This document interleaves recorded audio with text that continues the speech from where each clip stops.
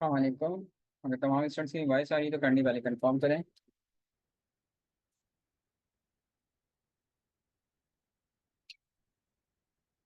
सही है। Thank you so much. अच्छे स्टूडेंट्स हैं, फाइनेंशियल बेस्ड मॉडलिंग हमारा कंटिन्यू है और इंशाल्लाह हमारी सेकंड लास्ट क्लास है जिसमें फाइनेंशियल मॉडलिंग का और हम लोग टॉपिक करेंगे। इंशाल्लाह नेक्स्ट संडे इसको वाइंड अप करेंगे। आज जो मैं टॉपिक करवाने जा रहा हूँ, सबसे पहले आपको फाइनेंशियल बेस्ड मॉडलिंग में वो है आपके पास करेंसी रेट कैलकुलेटर है। जो मनी एक्सचेंज वेस्टेंड में चल रहा होता है उसी तरीके के कैलकुलेटर हम लोग यहाँ पे परफॉर्म करने जा रहे हैं। कि मिसाल के तौर पे अगर आपके पास पाकिस्तान के 1,000 रुपये अगर डॉलर में कन्वर्ट करने हैं तो कितने बनेंगे, या यूएसए के आपके पास 1,000 डॉलर हैं तो वो पाकिस्तान के कितने बनेंगे या इंडिया के कितने बनेंगे। तो इसी तरीके का कैलकुलेटर हम लोग यहाँ पे आज परफॉर्म करने जा रहे हैं। सही है। सबसे पहले फॉर्मूला जो अप्लाई होगा, ये वाले पर यूएस क्या है, ये इकोनॉमी रेट है जो रोजाना अखबारों में आते हैं। ये आपको डालने पड़ेंगे न्यूज़पेपर से या किसी भी साइट से देख के, और इन यूएस आपको निकालना पड़ेगा। ये इकोनॉमी रेट है जो रोजाना अखबार में या न्यूज़पेपर पर आ रहे होते हैं, वो आपको डालने पड़ेंगे और इन यूएस आपको निकालना पड़ेगा। और ये कैसे निकालोगे, equals to one divide by economy rate. ये वन क्या है, $1 equals to $1 divide by economy rate. Then enter, और उसको नीचे तक आप ड्रैग कर दीजिए। इसको नीचे तक आप ड्रैग कर लेंगे। अब दोनों में मैं डिफरेंस समझा दूँ, इन यूएस और पर यूएस में फर्क है। इन यूएस का मतलब ये है कि अगर आप यूएस में हैं और यूएस में अगर आपके पास इन मुल्कों की एक करेंसी है, मिसाल के तौर पे अगर आप यूएस में हैं और यूएस में अगर आपके पास पाकिस्तान का 1 रुपया है, तो पाकिस्तान के 1 रुपये की कीमत क्या है, ये कीमत है, जो लाजमी होते कुछ भी नहीं है। और पर यूएस का मतलब ये है कि अगर आप इन मुल्कों में हैं और इन मुल्कों में अगर आपका सिर्फ US डॉलर है, तो इन मुल्कों में एक US डॉलर की कीमत क्या है, वो ये कीमत है। अब जो भी चल रहा है 279 277 जो भी चल रहा है, रोजाना फ्लक्चुएशन आ रही होती है, तो आप देखेंगे। तो ये इकोनॉमी रेट होते हैं जो अखबार में या साइट्स पे आपको मिल जाएंगे, आपको डालने पड़ेंगे और इन यूएस आपको निकालना पड़ेगा। और ये कैसे निकाला मैंने आपको बता दिया, इज टू वन, यानी कि $1 डिवाइड बाय इकोनॉमी रेट। तो इन यूएस का मतलब क्या है कि अगर आप इन मिनटों में हैं और इन मिनटों में एक US डॉलर है, मैंने मिसाल दी पाकिस्तान की कि अगर आप यूएस में पाकिस्तान का 1 रुपया है, तो यूएस में पाकिस्तान के 1 रुपये की कीमत क्या है, ये कीमत है, जो डॉलर में तो कुछ भी नहीं है। और पर यूएस का मतलब क्या है कि अगर आप इन मुल्कों में और इन मुल्कों में एक US डॉलर है, तो इन मुल्कों में एक US डॉलर की कीमत क्या है, ये कीमत है। सही है। अब आ जाते हैं हम लोग ऊपर। ऊपर आपको वो करेंसी रखनी है जिसका अमाउंट आपके पास अवेलेबल है, और नीचे वो कंट्री रखनी है जिसमें आपको कन्वर्ट करवाना है। सही है। फॉर्मूला लेगा यहाँ पर आके जहाँ पे आपको कन्वर्ट कराना है, इजिकल्स टू ये सर, यानी यहाँ पे मैं जो भी करेंसी लिखूँ मल्टीप्लाई बाय तलाश करो उसको वी लुकअप के जरिए। तो कहता है मैं तलाश तो कर लूंगा, लेकिन ये कौन से मुल्क की करेंसी है मुझे ये तो बता दो। तो ये किस मुल्क की करेंसी है, मैंने कहा ये इस मुल्क की करेंसी है।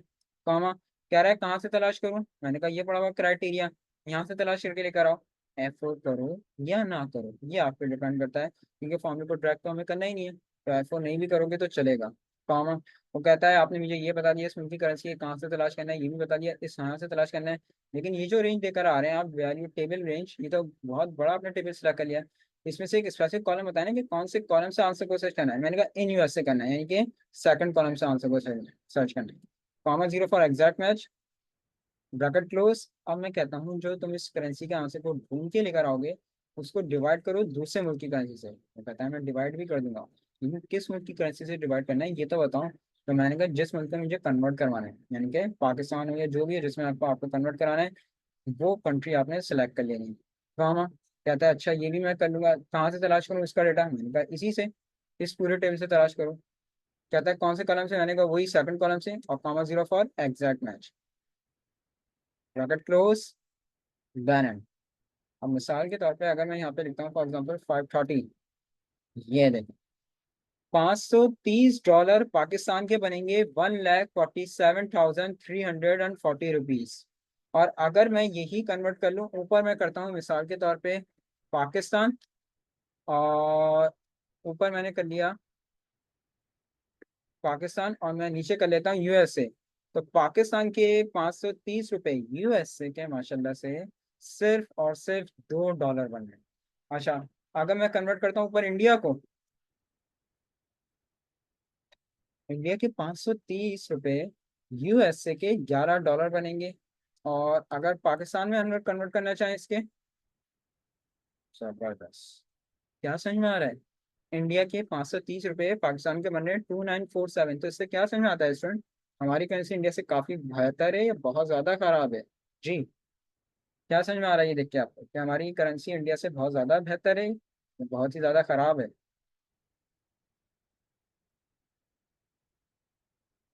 तमाम स्टूडेंट से सवाल है। बहुत ही ज्यादा खराब है। क्या आप अंदाजा लगाएं कि अगर मैं 530 रुपये लेके जाता हूँ इंडिया के, और पाकिस्तान में जो कन्वर्ट होंगे वो मुझे 947 रुपीज मिलेंगे। इंडिया को अगर मैं कन्वर्ट करता हूँ, इंडिया के 530 रुपये यूएसए के बनते हैं, वो $11 मुझे कन्वर्ट होके मिलेंगे।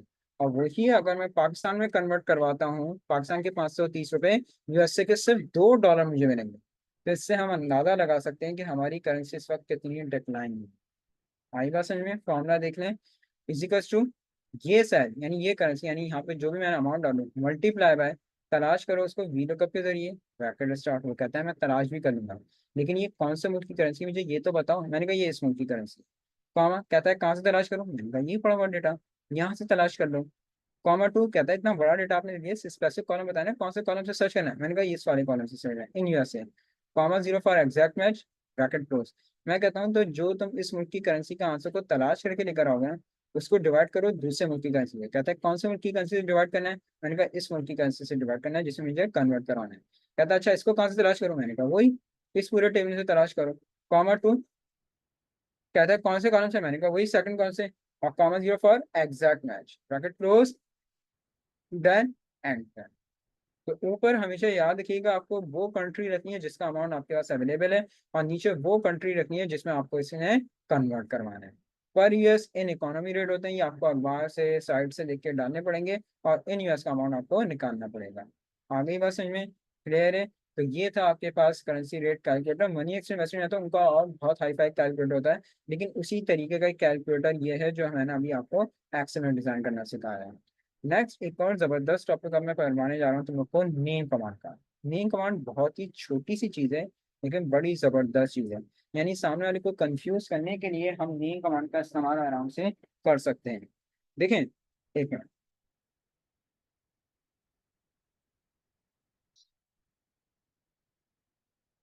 अभी जब आपकी क्लासेस हुई तो मैंने बताया था कि यार फाइनेंशियल बिजनेस मॉडलिंग का एक रूल होता है कि कई जब कोई आप बहुत टिपिकल बहुत मुश्किल चीज़ अप्लाई करते हैं, तो सामने वाले से उसको छुपाया जाता है कि सामने वाला उसको ना देख सके कि मैंने ये कैसे अप्लाई करा है, क्या करा है, क्या नहीं करा है। उसके कई सारे तरीक़ेकार मैं लास्ट क्लास में आप दोस्तों के साथ शेयर करता हुआ आ रहा हूँ, जिसमें कहते हैं फेस स्पेशल की ट्रिक्स थी, और कहते हैं उसके अलावा फिर मैंने प्रोटेक्शन बताई, शीट प्रोटेक्शन बताई, वर्ब प्रोटेक्शन बताई, सेल्फ प्रोटेक्शन बताई। फिर मैंने कहा या तो हाइड कर दो या तो फॉर्मेटिंग वगैरह को खत्म कर दो। ये सारी चीज़ें हम लोग क्लास में आपको समझाकर आ रहे हैं। इसी तरह से इसमें एक और चीज होती है आपके पास, नेम कमांड। नेम कमांड भी सामने वाले को कंफ्यूज करने के लिए, धोखा देने के लिए नेम कमांड का इस्तेमाल किया जाता है। सही है ना? अभी मुझे आगे इसके बाद ये करवाना है, लोन अमोर्टाइजेशन शेड्यूल मुझे इसमें परफॉर्म करवाना है, तो उसमें भी नेम कमांड का इस्तेमाल होगा। अच्छा, नेम कमांड ये याद रखो जरूरी नहीं होती, नेम कमांड जरूरी नहीं है। चाहो तो लगाओ, चाहो तो नहीं लगाओ। अगर आप अपने डेटा को थोड़ा सा प्रोटेक्ट करते हुए चलना चाह रहे हो, या सामने वाले को कंफ्यूज करते हुए करना चाह रहे हो, तो वहाँ पे नेम कमांड लगा लो तो ज़्यादा बेहतर है। लेकिन नेम कमांड कंपलसरी नहीं है। ऐसा नहीं है कि अगर नेम कमांड नहीं लगाओगे तो वर्किंग ही नहीं होगी। नहीं भाई, वर्किंग हो जाएगी। लेकिन हाँ, अगर सामने वाले को कंफ्यूज करना चाहते हो, थोड़ा उसको घुमाना चाहते हो एक्शन में, तो उसके लिए हम नेम कमांड का इस्तेमाल कर सकते हैं। सही है ना? अब यहाँ पर आके देखो, आपके ऐसे नॉर्मल सा डेटा बना हुआ है आपके पास, और कुछ एम्प्लॉइज हैं, कुछ सेल करेंगे। और मैं चाह रहा हूँ सेल का टोटल आ जाए, तो सेल का टोटल करने के लिए मैंने यहाँ पर आके सम का फॉर्मूला लगा दिया। मैंने यहाँ पर आके सम का फॉर्मूला लगा दिया, रेंज लिया आपने, ब्रैकेट क्लोज, देन एंटर। ये सम करके लेकर आ गया आपका।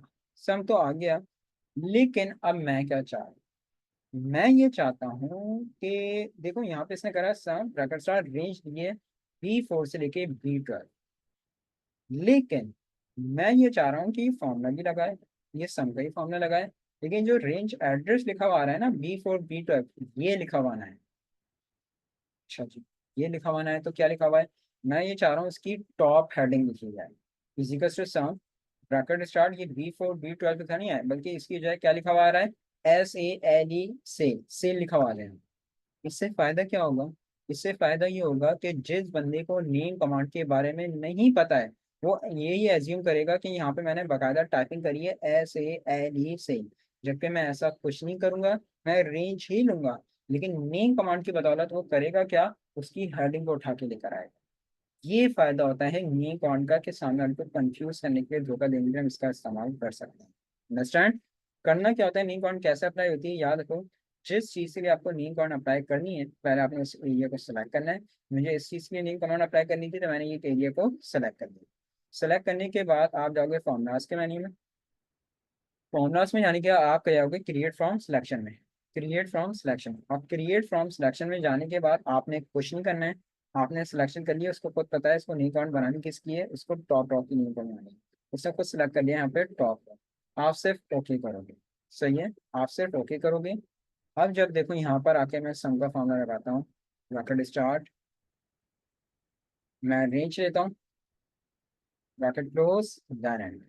ये देखिए, अब ये क्या कर रहा है, रेंज एड्रेस उठा के लेके नहीं आ रहा, बल्कि उसकी हेडिंग उठा, अगर ऊपर फॉर्मूला बार देखोगे गौर से, तो ये क्या उठा के लेकर आ रहा है, उसकी हेडिंग को उठा के लेकर आ रहा है, SALE से। अब जिस बंदे को नेम कमांड के बारे में नहीं पता होगा, लाजमी है, कंपलसरी है, वो एज्यूम यही कर लेगा कि भाई यहाँ पे हमने बकायदा टाइपिंग करी है SALE से, जबकि मैं ऐसा कुछ नहीं कर रहा। मैं रेंज ही सिलेक्ट कर रहा हूँ, लेकिन वो कर क्या रहा है, फॉर्मूले में रेंज एड्रेस शो नहीं करवा रहा, बल्कि उसकी हेडिंग को उठा के लेकर रहा है। तो जिस बंदे को लिंक अकाउंट के बारे में नहीं पता, लाजमी है, कंपलसरी है, उसको लाजमी यहाँ पे कंफ्यूज होना है, क्योंकि वो ये जब देखेगा कि यार इन्होंने तो फॉर्मूला भी लगाया हुआ है सम का, और इन्होंने रेंज ली है, लेकिन वो रेंज एड्रेस शो नहीं कर रहा है, ऐसे एली से तो हो सकता है इन्होंने लिखा हो, तो वो लाजमी यहाँ पर आके कंफ्यूज होगा। आगे बात समझ में। नेम कमांड को हटाना है, हटाओगे किस तरह से, डिलीट करना है, तो डिलीट करने के लिए लगाई कहाँ से थी, फॉर्मूलाज में आके क्रिएट फ्रॉम सिलेक्शन में लगाई थी ना। हटाने के लिए कहाँ जाओगे, नेम मैनेजर में, फॉर्मूलाज में आके नेम मैनेजर, और नेम मेन्यू में आके यार ही नहीं कौन, यहाँ से आके आप इसको आराम से डिलीट कर सकते हैं। डिलीट करना है यस ओके कर देना, नहीं करनी तो कैंसिल कर देना। राइट। तो सामने वाले को कंफ्यूज करने के लिए, धोखा देने के लिए हम नी कमांड का इस्तेमाल कर सकते हैं। अब जो टॉपिक समझाने जा रहा हूँ, लोन अमोर्टाइजेशन शेड्यूल, उसमें इसका कॉन्सेप्ट और अच्छी तरीके से क्लियर होगा। अंडरस्टैंड। नेक्स्ट टॉपिक अब हम परफॉर्म करने जा रहे हैं लोन अमोर्टाइजेशन शेड्यूल का। बैंक से लोन लिया है 10 लाख रुपए का। इंटरेस्ट रेट बैंक चार्ज कर रहा है 11%। 10 महीने में पेमेंट करनी है। अच्छा जी। अब नेम कमांड यहाँ की भी, यहाँ के लिए भी हम नेम कमांड बना रहे हैं। यहाँ पे नेम कमांड बनेगी किसकी, लेफ्ट कॉलम की बनेगी, टॉप रॉ की तो नहीं है, नेम कमांड बनेगी लेफ्ट कॉलम की। तो आपने सबसे पहले इसको सिलेक्ट करा, फॉर्मूलास में गए, फॉर्मूलास में आके क्रिएट फ्रॉम सिलेक्शन, इसमें खुद पता है हमने सिलेक्शन कर ली कि उसने नेम कमांड किसकी उठाएगा, वो लेफ्ट कॉलम की, ओके करो। सेम इसी तरह से इसकी भी नेम कमांड बनाए, सेलेक्ट करा आपने, क्रिएट फ्रॉम सिलेक्शन में गए, लेफ्ट कॉलम, डन। सही है। सबसे पहले तो मुझे ये बता दो, बैंक से लोन लिया है 10 लाख रुपए का, इंटरेस्ट रेट बैंक चार्ज कर रहा है 11%, 10 महीने तक पेमेंट करनी है। मंथली पेमेंट मालूम करने के लिए कौन सा फॉर्मूला स्टूडेंट करूँ, मालूम करूँगा स्टूडेंट।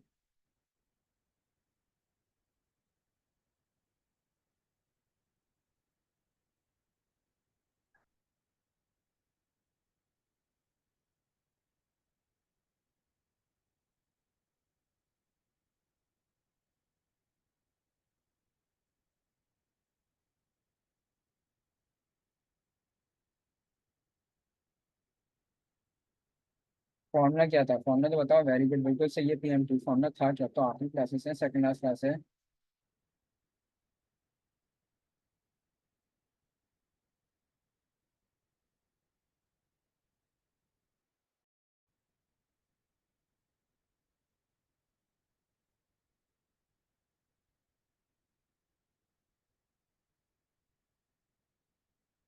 फॉर्मूला क्या था PMT का, मैंने कहा था ना कि जब तक ये हमारा चलेगा PMT रहेगा।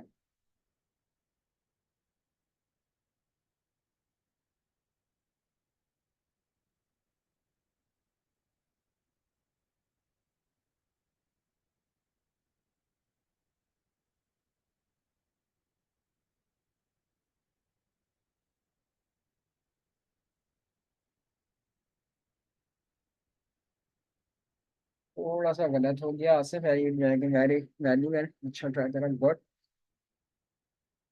सही है शहरोज, वेरी गुड मेरे दोस्त, देख ले मैं लगा रहा हूँ, formula equals to -PMT, bracket start, सबसे पहले interest rate divided by 12 years, multiply by 12, multiply करने की जरूरत नहीं क्योंकि ऑलरेडी मंथ्स आ रहे हैं, और लास्ट में क्या आ जाएगा आपके पास, लोन अमाउंट। अब जरा गौर करो स्टूडेंट, नेम कौन का फायदा समझ में आ रहा है। नेम कमांड का फायदा समझ में आ रहा है आपको? मैं सिलेक्शन क्या कर रहा हूँ, ये उठा के क्या लेकर आ रहा है, मैं सिलेक्शन कर रहा हूँ B2 B3 B4 की, और ये उसकी हेडिंग्स को उठा के लेकर आ रहा है। क्यों? क्योंकि यहाँ पे हमने नेम कमांड अप्लाई करेंगे। तो नेम कमांड का फायदा क्या हुआ? अब जिस बंदे को नेम कमांड के बारे में नहीं पता है, वो यही एज्यूम कर लेगा कि यहाँ पे हमने अपनी क्या उठाया है, हमने अपनी हेडिंग्स को टाइपिंग करी है।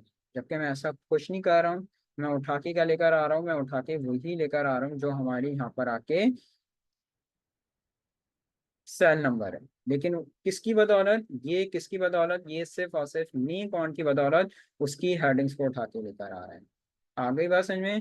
तो ये फायदा होता है नेम कमांड का। खैर, अब मैं एंटर करता हूँ, ये देखिए, तो ये आ गया आंसर। तो अब होप सो कि तुम लोग को बहुत अच्छे तरीके से कॉन्सेप्ट क्लियर हो गया हो नेम कमांड का। अब ये आ गई हमारी टोटल पेमेंट, तो ये आ गई टोटल पेमेंट, मंथली पेमेंट आ गई। टोटल पेमेंट कैसे आएगी? बहुत आसान है, कोई अलग से फॉर्मूला नहीं है टोटल पेमेंट का। नॉर्मली तरीकेकार अपनाएंगे। क्या तरीकेकार अपना है टोटल पेमेंट मालूम करने के लिए? बहुत आसान है, मैनुअली मालूम करना है।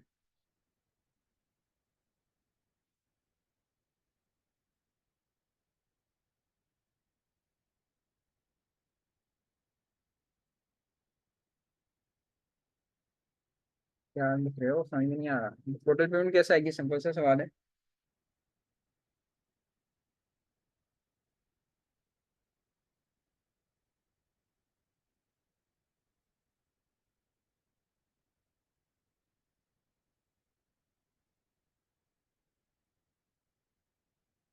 जो भी मंथली पेमेंट है यार, वेरी गुड, जो भी मंथली पेमेंट है उसको आप क्या कर दोगे, मल्टीप्लाई कर दोगे किससे, अपने टर्म्स एंड मन से। जो भी आपकी मंथली पेमेंट है उसको किससे मल्टीप्लाई कर दोगे, टर्म्स एंड मन से। तो वो आ जाएगी आपकी टोटल पेमेंट। और टोटल इंटरेस्ट कैसा आएगा, ये भी बहुत सिंपल है।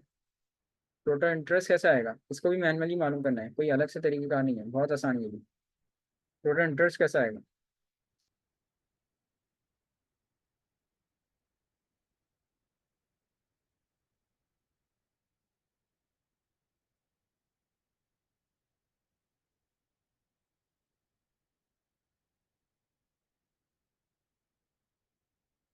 नॉर्मली तरीकेकार अपनाना है। कैसे आएगा टोटल इंटरेस्ट? बहुत सिंपल है, कोई अलग से फॉर्मूला नहीं है। माइंड यूज करो अपना।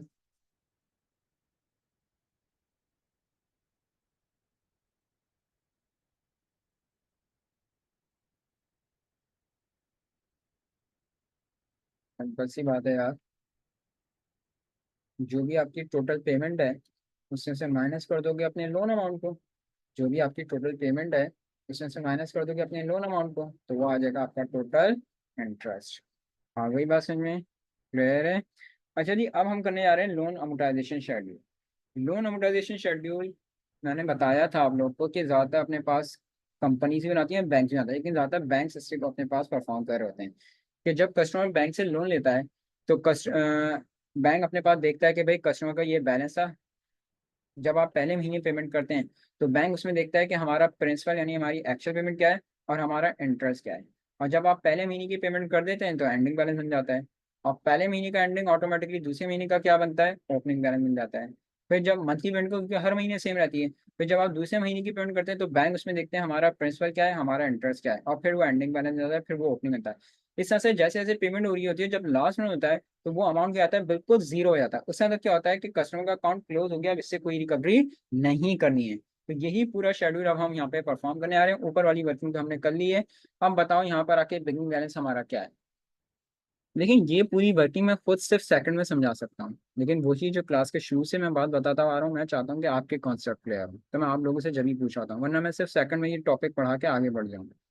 बताइए बिगिनिंग बैलेंस हमारा क्या है, आपका माइंड क्या कहता है?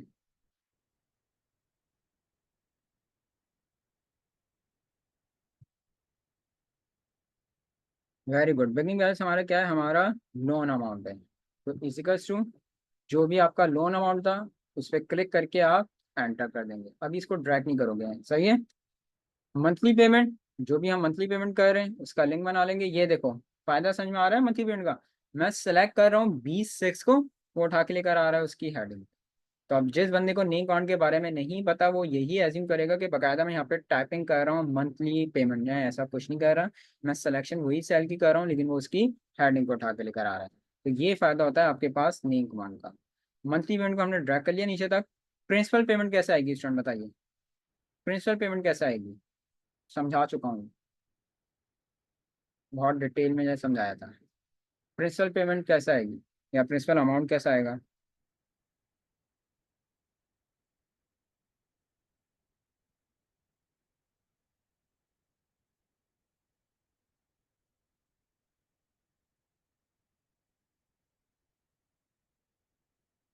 जी मेरे दोस्तों, मैंने तो आसान कर दिया, प्रिंसिपल पेमेंट के ही बारे में मैंने पूछ लिया।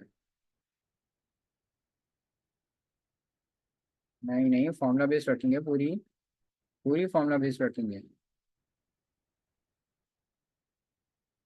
कौन सा फॉर्मूला अप्लाई करेंगे।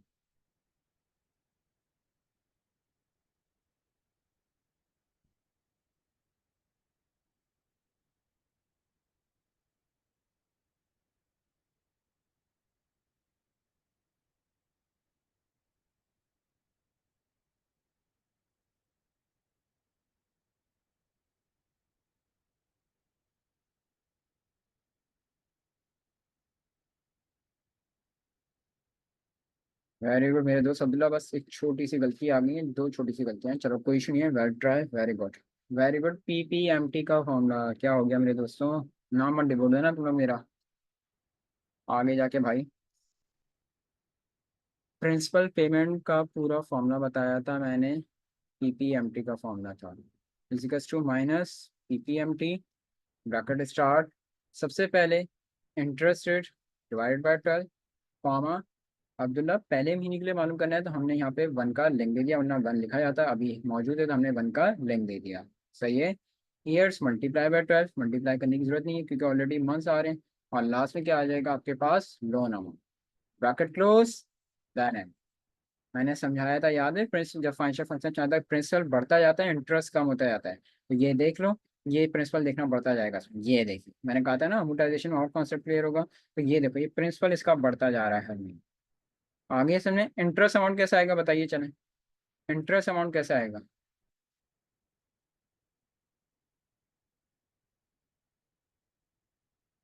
इंटरेस्ट अमाउंट कैसे आएगा।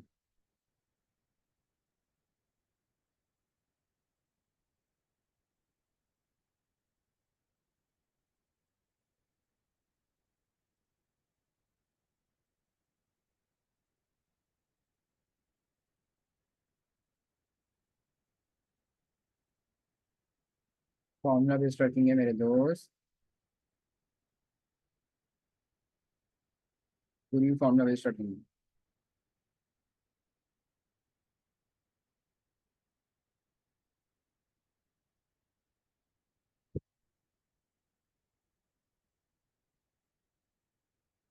वेरी गुड, आईपीएमटी का इस्तेमाल होगा, सही है। Physicals to minus IPMT, bracket star,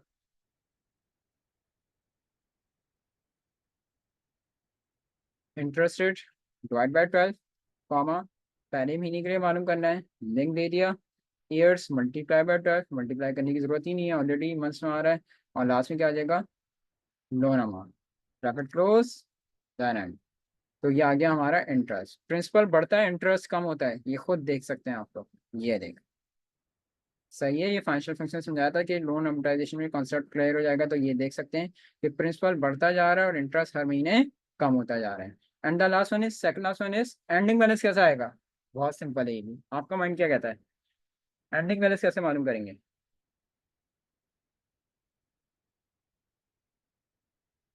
ending balance कैसे मालूम करेंगे।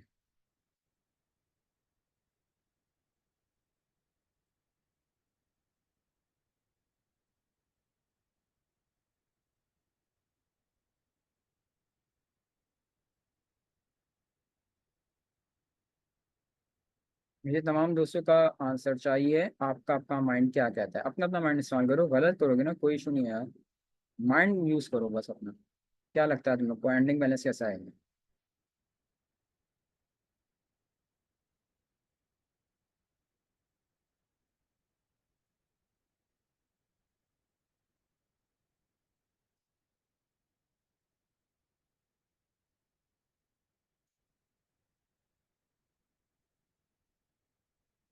इतना मुश्किल है, इतना सोच विचार कर रहे हो तुम लोग यार।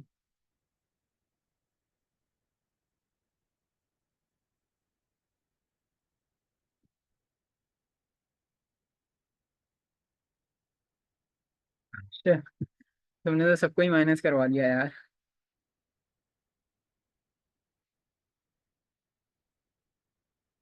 अच्छा जी, एंडिंग बैलेंस।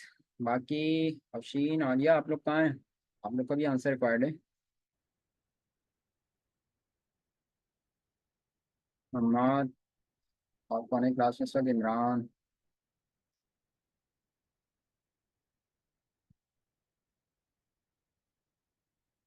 एंडिंग बैलेंस कैसा है?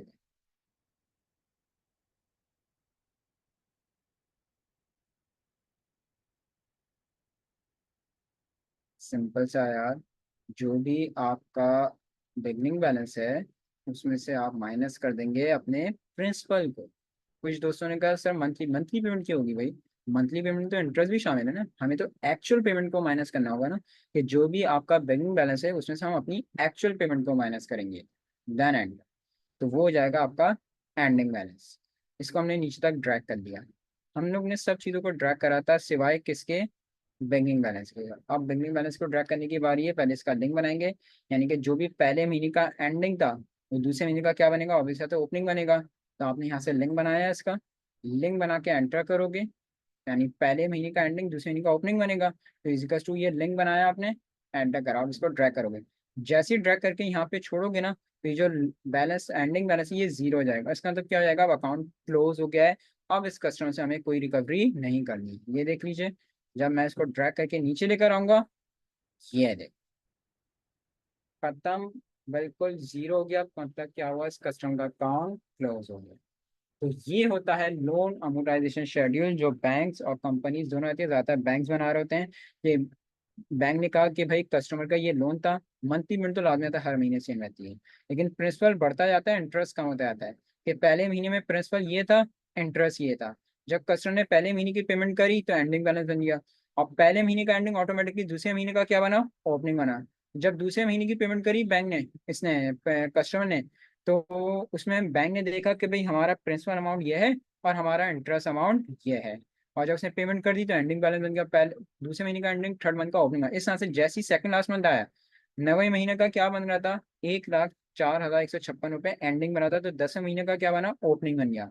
कस्टमर ने ये पेमेंट करी, बैंक ने अपने पास देखा कि ये जो 1,05,11 रुपये की, 111 रुपये की पेमेंट हुई है, इसमें हमारा प्रिंसिपल ये है, हमारा इंटरेस्ट ये है। और जब कस्टमर ने आखिरी मंथ की भी पेमेंट कर दी है, तो वो जो लोन है बिल्कुल क्या हो गया है? जीरो हो गया। इससे मतलब क्या हो गया? कि कस्टमर का अकाउंट क्लोज हो गया। अब इससे हमें कोई रिकवरी नहीं करनी है। आ गई बात समझ में? क्लियर है स्टूडेंट्स? तो ये था लोन अमोर्टाइजेशन शेड्यूल। बड़ी जबरदस्त चीज़ है, इस बात को याद रखना। एक और टॉपिक आज परफॉर्म करने जा रहे हैं हम लोग, और वो है आपका, जो अब टॉपिक परफॉर्म करने जा रहे हैं ना, बेसिकली वो मेरा पर्सनली बहुत पसंदीदा टॉपिक है, डेटा टेबल का। एक मिनट, शीट शेयर करूंगा तुमके साथ डेटा टेबल की। ये टॉपिक ये कहा जा सकता है कि मेरा पर्सनली बहुत पसंदीदा टॉपिक है। कि बहुत ज़बरदस्त वर्किंग कर रहा होता है ये डेटा टेबल। ज़्यादातर जो डेटा टेबल बनाते हैं बैंक्स अपने पास बना रहे होते हैं। अभी मैं इसका पूरा अप्रोचेस बताता हूँ। हम लोग को ऑलमोस्ट 4 अप्रोचेस हैं जिसमें हम लोग वर्किंग करेंगे डेटा टेबल की। फर्स्ट अप्रोच आ रही है। 8 लाख रुपये लोन है स्टूडेंट, बैंक से लिया हुआ है। 2% इंटरेस्ट रेट बैंक चार्ज कर रहा है, 6 साल में पेमेंट करनी है। मंथली पेमेंट नहीं पता, जल्दी से बता दो, कैसे निकालोगे मंथली पेमेंट? मंथली पेमेंट कैसे निकालेंगे, जल्दी से बताओ।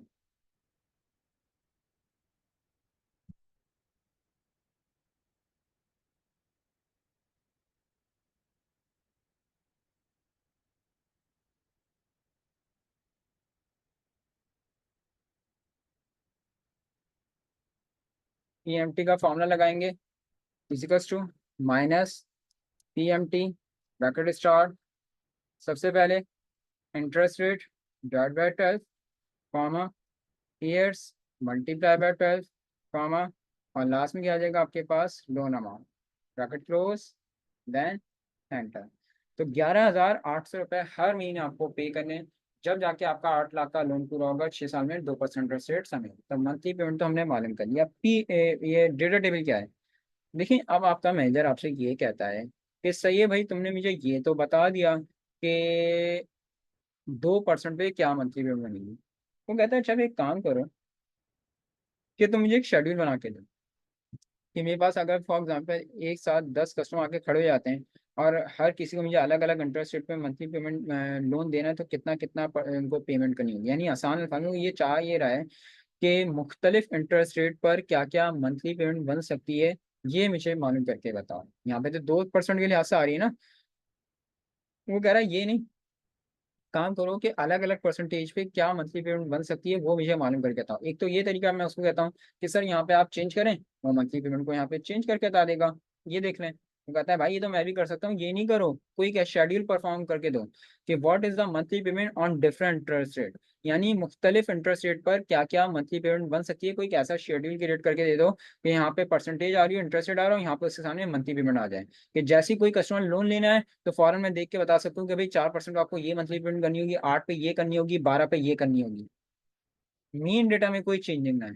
तो ये कैसे करें स्टूडेंट? तो इसके लिए हम आराम से डेटा टेबल का इस्तेमाल कर सकते हैं। राइट, करना क्या है आपने, यहाँ पर आके आपने ले लेनी है अपनी इंटरेस्ट रेट, जहां तक लेके जाना, अगर आप 20 तक भी लेके जाना चाहें ले जा सकते हैं, इट्स अप टू यू, जहां तक भी लेके जाना चाहो। यहाँ पे मैंने ले लिया अपने इंटरेस्ट रेट, और बिल्कुल इसके सामने ऊपर की तरफ हम लोग ने मंथली पेमेंट का लिंक बना देंगे। राइट साइड पे टॉप पे हम किसका लिंक बना देंगे, अपनी मंथली पेमेंट का। राइट, उसके बाद गौर से देखिएगा, आपने सेलेक्ट करा, यानी ये जो घंटों का काम है ना, वह देना सेकंड ये परफॉर्म करके बता देगा। इतनी जबरदस्त चीज है, घंटों का काम सेकंड में करके बताएगा। यानी आप खुद अंदाजा लगा लो ना तुम, कि तुम लोग को अगर अलग अलग परसेंटेज देखनी है तो अलग अलग या तो फॉर्मुला बेस्ड वर्किंग करनी पड़ेगी, क्योंकि मेन डेटा में कहाँ तक चेंज करते रहोगे। लेकिन इस शेड्यूल के जरिए हम कई मिनटों का काम या घंटे का काम भी सेकंड में कर रहे हैं। आपने क्या कर लिया, आपने स्केच ड्रॉ करा, स्केच ड्रॉ करने के बाद आपने इसकी सिलेक्शन करी, सिलेक्शन करने के बाद आप गए डेटा मेन्यू में जाके what if analysis data table, data menu में आके what if analysis data table, और डेटा टेबल में जाने के बाद कहता है रॉ इनपुट सेल, कह रहा है रॉ में क्या है। देखो रॉ में तो कुछ भी नहीं है, ये तो हमने लिंक बनाया हुआ है अपनी मंथली पेमेंट का। कॉलम में कुछ है, खुद है। कॉलम में क्या है, इंटरेस्ट रेट है। तो इंटरेस्ट रेट कौन सा सिलेक्ट करोगे, ये वाला नहीं, जहाँ पे मीन डेटा मौजूद है। सिर्फ यहाँ पे देखना है कि कॉलम में है क्या। सिलेक्शन कहाँ पे होगी, जहाँ पे मीन डेटा है। तो कॉलम में क्या था, हमारे पास इंटरेस्ट रेट था, तो यहाँ पे हमने क्या ले लिया, कॉलम में इंटरेस्ट रेट ले लिया। ये देखो स्टूडेंट, जैसी ओके करोगे वे देना सेकंड, ये देखो पूरा आंसर वो करके लेकर आ गया, हमें कुछ करने की रिक्वायरमेंट ही नहीं है। 4% में क्या बनी थी, 12,516। ये देखो, अब कोई कस्टमर आता है कि मैं कहता है 8 लाख का लोन 6 साल, मैं कहता हूँ सही भाई 11%। अब मुझे कोई कैलकुलेशन करनी होती है, फॉरन में आऊंगा, मैं फॉरन देख के बताऊंगा कोई 11% का आपको ये मंथली पेमेंट करनी होगी। किसी को कहता हूँ कि भाई तो आपसे मैं 7% चार्ज करूंगा, फॉरन 7 पे आऊंगा, आपको ये मंथली। किसी को कहता हूँ 14%, तो फॉरन देख के बता दूंगा ये मंथली पेमेंट करनी है। एक बात समझ में है, जबरदस्त चीज। तो ये थी डेटा टेबल की फर्स्ट अप्रोच, कि मुख्तलिफ इंटरेस्ट रेट पर क्या क्या मंथली पेमेंट बन सकती है। एक मरतबा फिर से देख लीजिए, आप लोगों ने करना क्या है कि सबसे पहले आप लोगों ने यहाँ पर आके इंटरेस्ट रेट लेने, जहां तक लेके जाना चाहो मैंने कहा ले जा सकते हो, ये आप पे डिपेंड करता है, इट्स अप टू यू। अब बिल्कुल इसके सामने ऊपर की तरफ टॉप पे आपने मंथली पेमेंट का लिंक बना देना। सही है, सर सेलेक्ट करा आपने डेटा को, सेलेक्ट करने के बाद गए डेटा मेन्यू में आके what if analysis data table, data table में जाने के बाद कहता है रॉ इनपुट सेल। तो देखो रॉ में कुछ भी नहीं है, ये तो हमने लिंक बनाया है अपनी मंथली पेमेंट का। कॉलम में कुछ है, हाँ बिल्कुल है, कॉलम में क्या है, हमारे इंटरेस्ट रेट है। तो इंटरेस्ट रेट कौन सा सिलेक्ट करोगे, जहाँ पे मेन डेट, सिर्फ देखना है कि कॉलम में है क्या। सिलेक्शन कहाँ पे होगी, जहाँ पे मेन डेटा मौजूद, जैसे ही ओके करोगे पूरा आंसर आपके पास विद इन सेकंड है। आ गई बात समझ में। तो ये है डेटा टेबल की फर्स्ट अप्रोच, कि मुख्तलिफ इंटरेस्ट रेट पर आपकी क्या क्या मंथली पेमेंट बन सकती है। अब आपका मैनेजर कहता है यार जबरदस्त, तुमने मुझे ये तो करके बता दिया, लेकिन अब कहता है अच्छा एक काम करो, अब मुझे ये बताओ कि डिफरेंट इंटरेस्ट रेट पर डिफरेंट ईयर्स के लिहाज से क्या मंथली पेमेंट बन सकती है। डिफरेंट इंटरेस्ट रेट पर डिफरेंट ईयर्स के लिहाज से क्या मंथली पेमेंट बन सकती है। यहाँ पे देखो ईयर फिक्स हुआ हुआ है, यानी जो मंथली पेमेंट बता रहा है किसके साल के लिहाज से बता रहा है, 6 साल के लिहाज से बता रहा है। ऐसा ही है ना।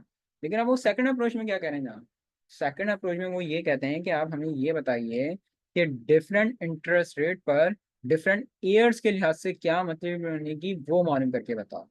सबसे पहले तो यहाँ पे फॉर्मूला लगा लें पीएमटी का हम लोग, equals to minus PMT bracket star interest rate divide by 12 years multiply by 12 और लास्ट में क्या आ गया loan amount bracket close plan.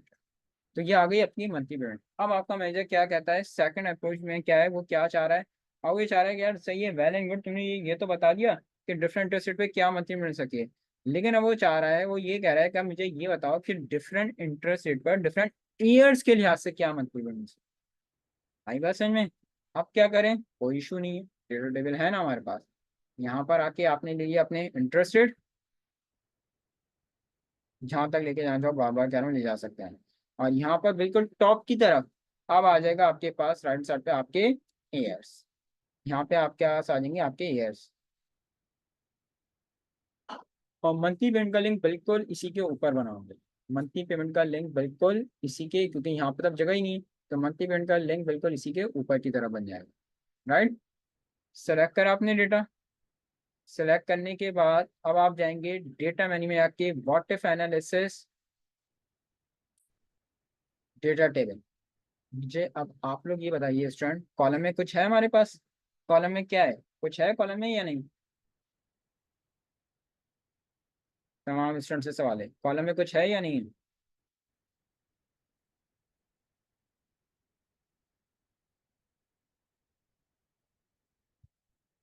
क्या है अभी कॉलम में क्या है अब्दुल्ला। कॉलम में अफशीन, वेरी गुड। कॉलम में हमारे पास क्या है, हमारे ईयर्स हैं, ये आ रहे हैं, ये हमारे कॉलम से क्या है हमारे पास ईयर है। तो कॉलम्स, सॉरी रॉ यार, मेरे से गलती हो गई, माजरत। ये जो रॉ थी, रॉ में आपके पास क्या है, रॉ में आपके पास है आपके ईयर्स। रॉ में आपके पास क्या है, रॉ में आपके पास है आपके ईयर्स। तो रॉ में क्या ले लोगे, ईयर्स, तो कौन से लोगे, ये वाले नहीं, सिर्फ यहाँ पे देखना है। सिलेक्शन कहाँ पे होगी, जहाँ पे आपका डेटा मौजूद है। रॉ में क्या है हमारे पास, हमारे रॉ में हमारे ईयर्स हैं, तो ये ईयर्स आ गए। कॉलम में क्या है हमारे पास, कॉलम में क्या है, कॉलम में हमारे पास है रेट, परसेंटेज। तो कौन सी परसेंटेज लोगे, ये वाली नहीं, जहाँ पे मेन डेटा मौजूद है। जैसे ही ओके करोगे, ये देखो यार, इतनी जबरदस्त चीज है कि विद इन सेकंड आंसर लेकर आ रहा है। 12 लाख 7% 5 साल 23,761, ये देख लो, 7% 5 साल पे, ये देख सकते हैं, बिल्कुल सही आंसर दे रहा है। चलो मैं तुम लोगों से पूछता हूँ ना, तुम लोग बताओ मुझे। मैं कहता हूँ भाई 12 लाख का लोन चाहिए, सही है। मैं कहता हूँ 3 साल 11%, क्या मंथली पेमेंट करनी होगी, 3 साल 11%, फौरन से बताओ। 3 साल 11%।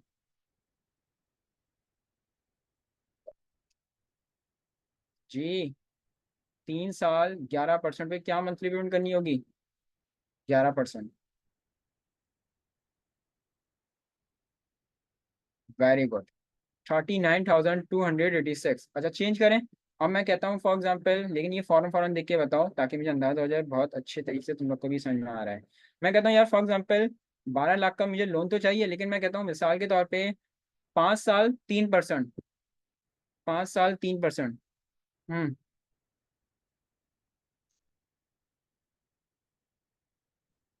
जबरदस्त, वेरी गुड। अंडरस्टैंड। तो ये है आपके पास डेटा टेबल, यानी फिंगर टिप्स पे आ गई है वर्किंग, हमें कोई अपने मेन डेटा पे कैलकुलेशन करने की जरूरत ही नहीं है। फिंगर टिप्स के जरिए हम फौरन फौरन कैलकुलेट करके ये देख के बता रहे हैं, राइट। अब आपका मैनेजर आता है, वो कहता है यार जबरदस्त, तुमने ये भी कर लिया कि डिफरेंट इंटरेस्ट रेट पर डिफरेंट ईयर्स के लिहाज से क्या मंथली पेमेंट मिलेगी, सही है। अब आए थे थर्ड अप्रोच पे, पहले पीएमटी का फॉर्मूला लगा लें यहाँ पे, फिर देखते हैं अब वो क्या कह रहा है, थर्ड अप्रोच में क्या पूछता है हमसे। माइनस पीएमटी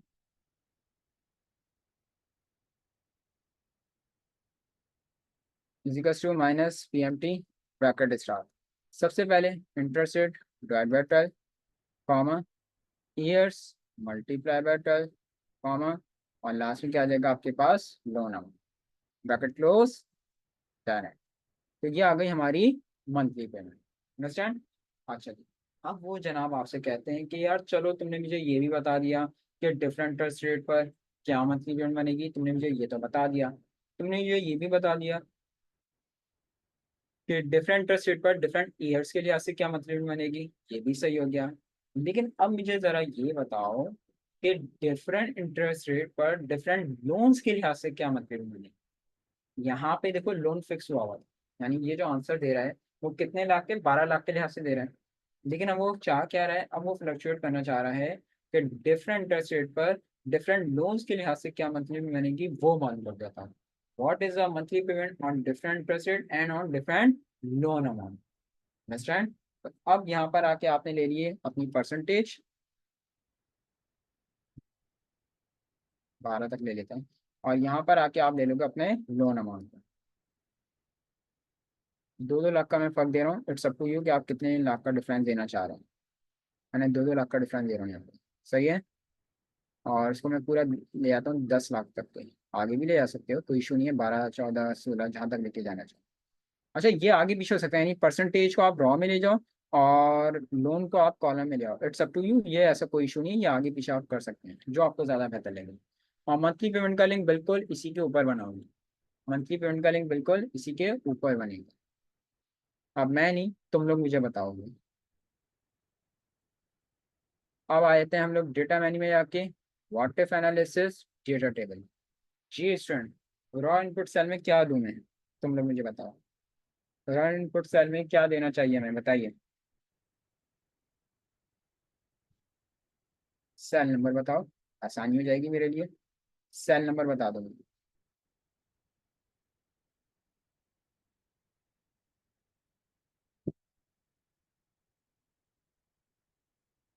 वेरी गुड यार, जबरदस्त। रॉ में हमारे पास क्या था, लोन अमाउंट था, तो लोन कौन सा लोगे, ये वाला है? नहीं, जहाँ पे मेन डेटा मौजूद है।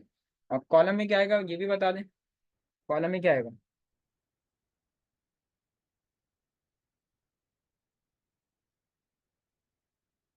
Very good. कॉलम में क्या है हमारे पास, इंटरेस्ट रेट है, तो इंटरेस्ट रेट कौन सा आ जाएंगे, ये वाली, यानी कि सेल नंबर B3। जैसी ओके करोगे यार, इतनी जबरदस्त चीज है, विद इन अ सेकंड इतनी हैवी कैलकुलेशन ये करके लेकर आ रहा है, हमें कुछ करने की जरूरत ही नहीं है। अच्छा, मैं तुम लोगों से पूछता हूँ, ये तो प्रूव हो गया, 8 लाख 6% पे, ये देख सकते हो तुम लोग, 24,338 ये देख सकते हो। सही है। मैं कहता हूँ चलो तुम लोग मुझे बताओ, 4,11% पे क्या मतलब इवेंट करूंगा मैं। 4,11% स्टूडेंट, जल्दी से बताओ।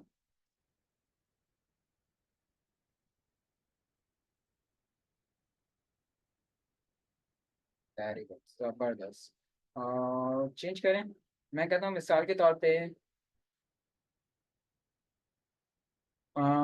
10,09%। 10,09%।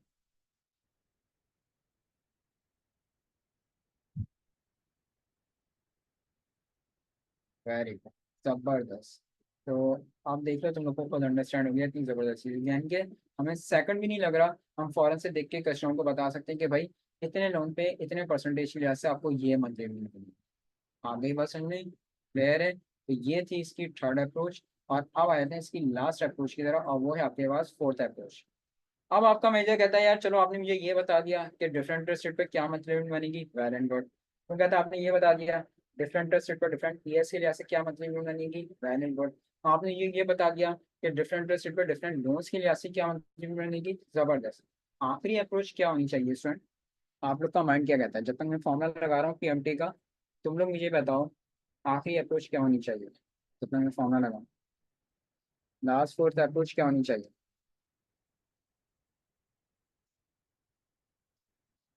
आपका माइंड क्या कह रहा है।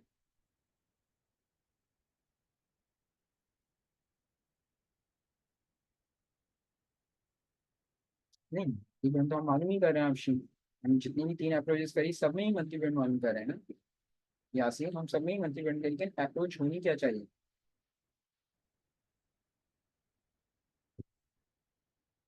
कोई दो चीजें हो सकती हैं काश, कोई दो चीजें हो सकती हैं मेरे दोस्त।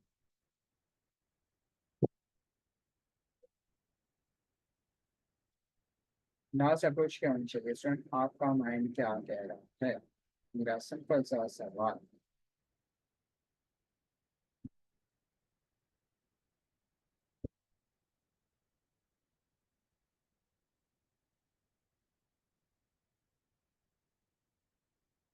देखो, पहली अप्रोच में हमने ये मालूम करा सिंपल थी कि डिफरेंट इंटरेस्ट रेट पर क्या मंथली पेमेंट।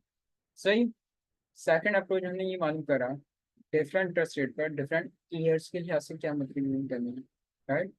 थर्ड अप्रोच हमने मालूम करा डिफरेंट इंटरेस्ट रेट पर डिफरेंट लोन्स के लिहाज से क्या मंथली। आखिरी अप्रोच क्या होनी चाहिए, आपका माइंड क्या कह रहा है।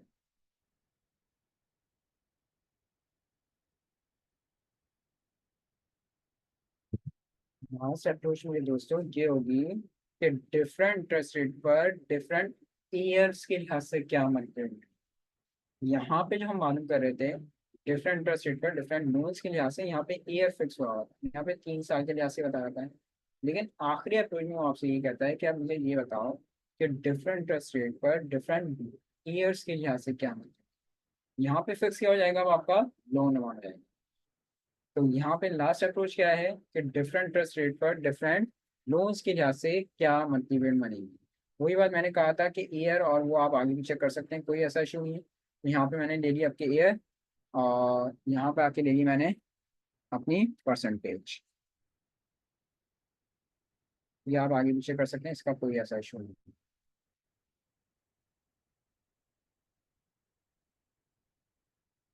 8 तक गया बस। 7 और 8।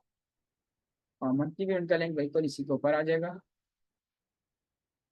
जी। अब मैं नहीं, आप लोग मुझे बताएंगे। डेटा मेन्यू गया मैं, what if analysis data table, जल्दी से बताइए। रॉ में क्या सिलेक्ट करूंगा, सेल नंबर। रॉ में क्या सिलेक्ट करूंगा, सेल नंबर।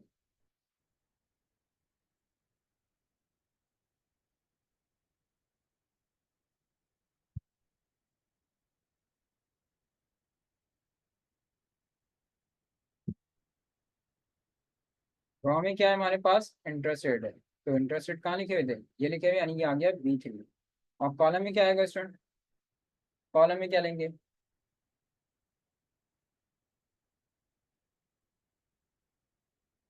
कॉलम में आएगा आपके पास, आपके ईयर्स हैं कॉलम में, तो कॉलम में क्या आ जाएगा आपके पास B4, यानी कि आपके ईयर्स आ जाएंगे। या ये देखो 7%, 8 साल। ये देखो बिल्कुल सही आंसर दे रहे हैं, देख सकते हो। मैं तुम लोगों से पूछता हूँ, 4 लाख का लोन है, 3% 4 साल, जल्दी से बताओ। 3% 4 साल, क्या मतलब करनी होगी। 3% 4 साल।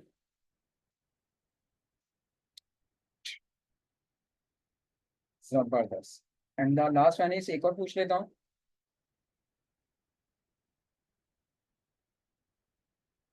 7% 5 साल, 7% 5 साल के लिए ऐसे क्या मतलब करनी होगी।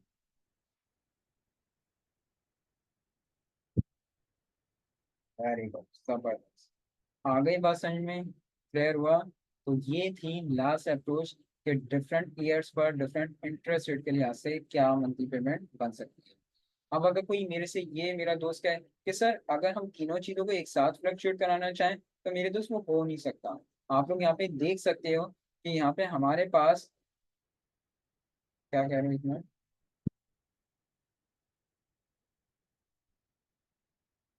तो वहाँ पे ईयर फिक्स हुए हुए थे ना, कौन सी वाली, सेकंड वाली। सेकंड वाली कहाँ ये थी।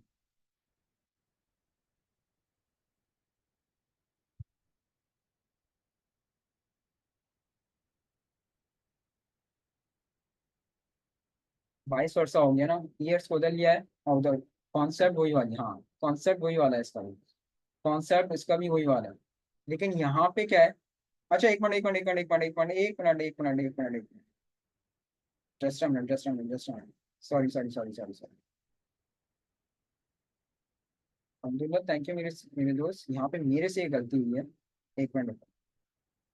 सेकंड अप्रोच बिल्कुल सही कह रहे हो अब्दुल्ला, यही थी, यहाँ पे मेरे से गलती हुई है कि मैंने एक फोर्थ अप्रोच गलत बता दी। थर्ड अप्रोच क्या थी कि डिफरेंट इंटरेस्ट रेट पर डिफरेंट लोन्स के लिहाज से क्या मतलब मिल सकती है, ऐसे ही थी ना थर्ड। फोर्थ अप्रोच होनी ये चाहिए कि डिफरेंट इंटरेस्ट रेट पर, सॉरी डिफरेंट ईयर्स पर डिफरेंट लोन्स के लिहाज से क्या मतलब मिल सकती है।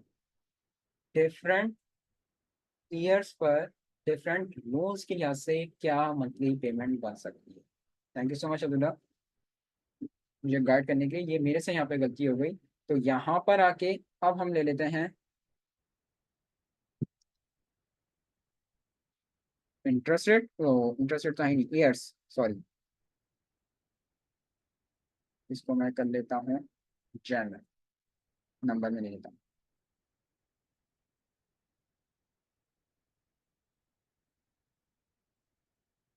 फाइव।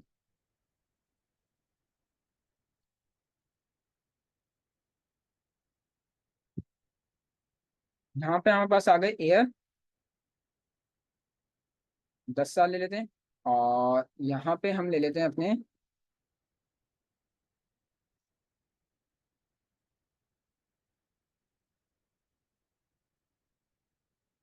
लोन को।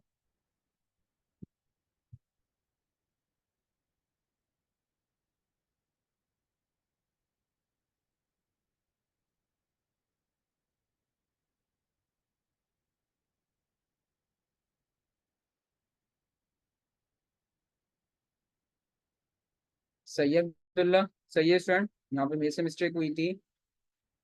और यहाँ पे बिल्कुल हमारे ऊपर आ जाएगा मंथली पेमेंट का लिंक। एक मिनट इसको फिर से कर लेते हैं।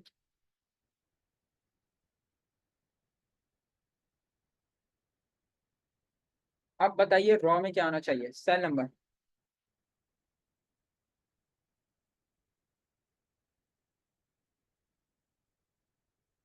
Very good. और कॉलम में सेल नंबर बताओ, कॉलम में सेल नंबर बताओ।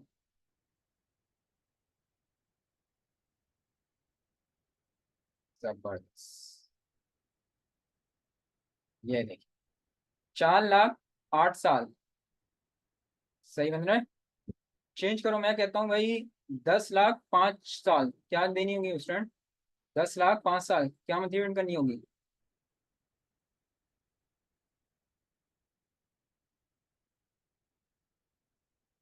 जबरदस्त, चेंज करें। 6 लाख 9 साल।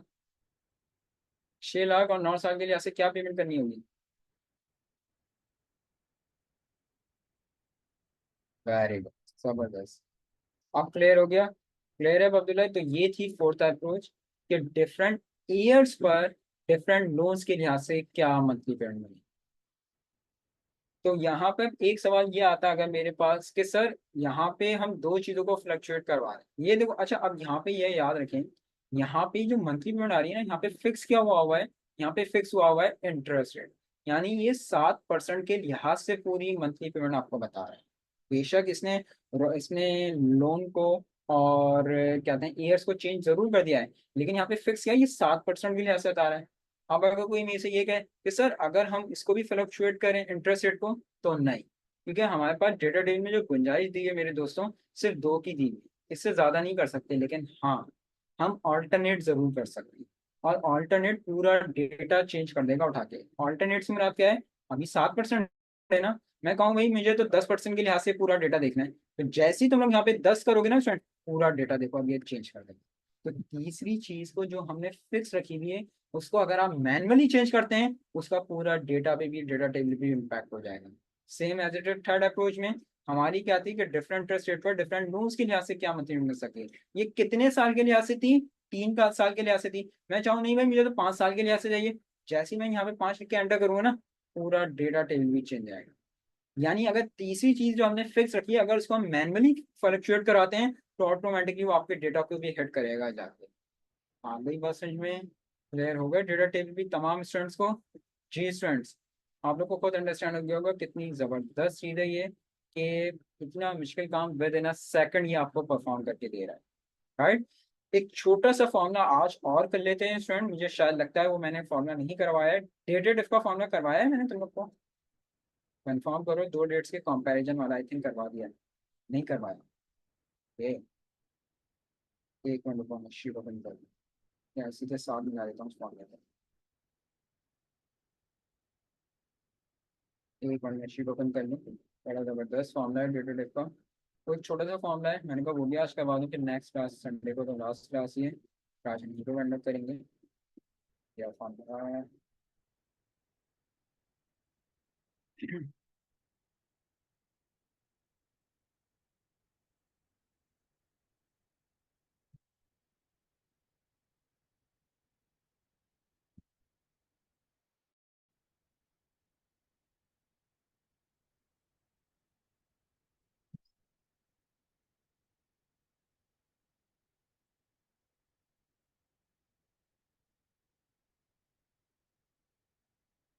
कोई भी एक स्टूडेंट मुझे अपनी डेट ऑफ बर्थ बताओ। कोई भी एक स्टूडेंट मुझे अपनी डेट ऑफ बर्थ बताए जल्दी से।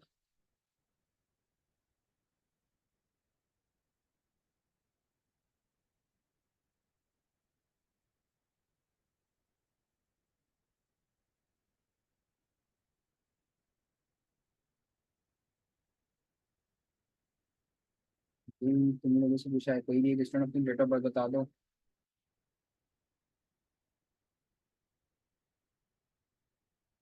हबीबुल्ला ने मेरे दोस्त ने दी है, चलो देख लेते हैं। फॉर्मूला है यार तुम लोग के पास डेट का। सही है, सबसे पहले आएगी आपके पास डेट ऑफ बर्थ। और ये बहुत यूनिक डेट ऑफ बर्थ है शायद तुम्हारी। डैश लगाना भूल गया वैसे। चलो शायद तुम मालूम कर लेना घर पे, मैं अभी अब्दुल्ला का मालूम कर हबीबुल्ला का मालूम करके बताता हूँ। और आज डेट क्या है यार हमारे पास, आज आई थिंक 20 तारीख। सही है, 20 अक्टूबर और 24। अच्छा जी, फॉर्मूला क्या है स्टूडेंट आपके पास? Equals to DATEDIF bracket start. सबसे पहले आप लेंगे date of birth, comma, current date, comma, inverted commas D, invert commas close, bracket close, then enter. माशाल्लाह से अभी 9,708 दिन हो गए हैं आज आपको पैदा हुए। राइट। D for days. अगर डी हटा के हम यहाँ पर आके कर देते हैं एम, तो माशाल्लाह से 318 महीने हो गए हैं अभी आपको पैदा हुए। और एम हटा के अगर हम यहाँ पे आके कर देते हैं वाई, तो बेसिकली 26 साल हो गए हैं आज आपको पैदा हुए। तो यार डेटेड इफ का फॉर्मूला किस चीज के लिए इस्तेमाल किया जाता है स्टूडेंट्स? दो डेट्स के कंपैरिजन के लिए, कि कितने दिन कितने साल कितने महीने हो गए। आप अपनी डेट ऑफ बर्थ डालें, करंट डेट डालें, पाकिस्तान की डेट ऑफ बर्थ डालें, करंट डेट डालें, या ऑफिशियली किसी बंदे की डेट ऑफ ज्वाइनिंग और डेट ऑफ रिटायरमेंट डालोगे, तो total number of days, total number of years, total number of months, तीनों चीजें कैलकुलेट करके बताएगा। सिंपल सा फॉर्मूला है, इजिकल्स टू डेटेटिव ब्रैकेट स्टार। सबसे पहले डेट ऑफ बर्थ अगर ऑफिशियली होगी तो date of joining, comma, current date, और अगर ऑफिशियली होगी तो डेट ऑफ रिटायरमेंट आएगी, कॉमा, इन्वर्टेड कॉमास में अगर डेज देखने हैं, तो डी फॉर डेज होगा, याद रखना। सही है। अगर मुझे देखना है मंथ्स, तो एम फॉर मंथ्स हो जाएंगे यहाँ पर। और अगर मुझे देखने हैं ईयर्स, तो वाई फॉर यहाँ पे क्या आ जाएगा, ईयर्स आ जाएंगे। तो वाई फॉर क्या हो जाएगा यहाँ पर आके, ईयर्स हो जाएंगे। तो यहाँ पर आके ये आपको ईयर्स भी बता देगा कि 26 साल हो गए। तो क्या समझाया कि डेरिवेटिव का फॉर्मूला स्टूडेंट किस चीज के लिए इस्तेमाल किया जाता है? दो डेट्स के कंपैरिजन के लिए, कि कितने दिन कितने साल या कितने महीने हो गए। लेकिन एक बात याद रखिएगा, इस फॉर्मूले को अप्लाई करने के लिए जो आपका पैटर्न होना चाहिए ना, शॉर्ट डेट फॉर्मेट आपके पीसी का, वो ये जो मैं नीचे शो करवा रहा हूँ वो ये वाला होना चाहिए, DDDMMY। अगर ये वाला शॉर्ट डेट फॉर्मेट का पैटर्न है, तभी आपके पास ये डेरिवेटिव का फॉर्मूला अप्लाई होगा। अदरवाइज अगर ये DDDMMY वाला फॉर्मेट नहीं होगा, तो यहाँ पे एरर वो एन ए नॉट अवेलेबल या वैल्यू का एरर दे देगा, जो एक्सेल का बेसिकली एरर है। शॉर्ट डेट फॉर्मेट कहाँ होता है? कंट्रोल पैनल में। मैं शो भी करवा देता हूँ तुम लोग को ताकि आसानी हो जाए। एक मिनट को अपने पास अपने पीसी में ओपन करता हूँ, फिर शो करवा देता हूँ।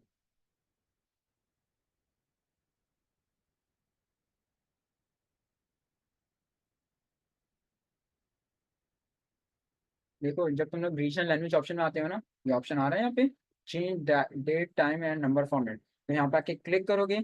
जब क्लिक करोगे तो एक विंडो ओपन हो जाएगी ये वाली आपके पास। जब क्लिक करोगे तो ये विंडो ओपन होगी। इस विंडो में ये जो शॉर्ट डेट फॉर्मेट लेना है ना तुम लोग ने, वो ये लेना है, DDDMMY। अगर कंट्रोल पैनल में शॉर्ट डेट फॉर्मेट ये वाला होगा, DDDMMY, तब ही तुम्हारा ये वो जो फॉर्मूला है डेटेड का फॉर्मूला, ये वर्किंग करेगा। अदरवाइज जब ये फॉर्मूला लगाओगे तो यहाँ पर आकर अगर ये डेट फॉर्मेट नहीं है, तो यहाँ पर आके आंसर भी वो गलत, यानी आंसर तो लेके ही नहीं आएगा, वो एरर देगा। तो पहले डेटेड का फॉर्मूला अप्लाई करने से पहले इस डेट फॉर्मेट को लाजमी सही करें। क्लियर है यहाँ तक आज तमाम स्टूडेंट्स को? जी स्टूडेंट्स, आज हमारा करेंसी रेट कैलकुलेटर हुआ हमारे पास। करेंसी रेट कैलकुलेटर के अलावा हमने आज अपने पास लोन अमोर्टाइजेशन करा, नीव कमांड करी। नीव कमांड के अलावा डेटा टेबल भी आज हमने परफॉर्म कर लिया, और डेटा टेबल के साथ एक छोटा फॉर्मूला डेटा टाइप का भी फॉर्मूला परफॉर्म कर लिया। तो आज इससे ज़्यादा नहीं, आज यहीं पे वाइंड अप करूंगा। वैसे अब नेक्स्ट संडे आपकी लास्ट क्लास है, नेक्स्ट संडे इंशाल्लाह मैं आप लोग को जो लास्ट क्लास है उसमें मैक्रोस का पूरा कॉन्सेप्ट दूंगा, और इंशाल्लाह पूरी डैश रिपोर्टिंग का भी मैं आपको कॉन्सेप्ट दूंगा। राइट स्टूडेंट, तो आज हम अपनी क्लास को यहीं पे वाइंड अप करते हैं। ये जितनी वर्किंग करी आज आपके साथ शेयर भी करी जाएगी ताकि आप इसकी प्रैक्टिस भी आराम से कर सकें। और नेक्स्ट संडे मैंने जैसे बताया कि मेरी लास्ट क्लास होगी जिसमें मैं मैक्रोस का आपको कॉन्सेप्ट दूंगा और डैश रिपोर्टिंग का भी इंशाल्लाह कॉन्सेप्ट दूंगा। तो आज यहीं पे वाइंड अप करते हैं, इंशाल्लाह नेक्स्ट संडे इसको कंटिन्यू करेंगे। तो थैंक यू सो मच, अपना बहुत ज़्यादा ख्याल रखिएगा और मुझे अपनी स्पेशल दुआ में याद रखिएगा। टेक केयर, हाफिज़।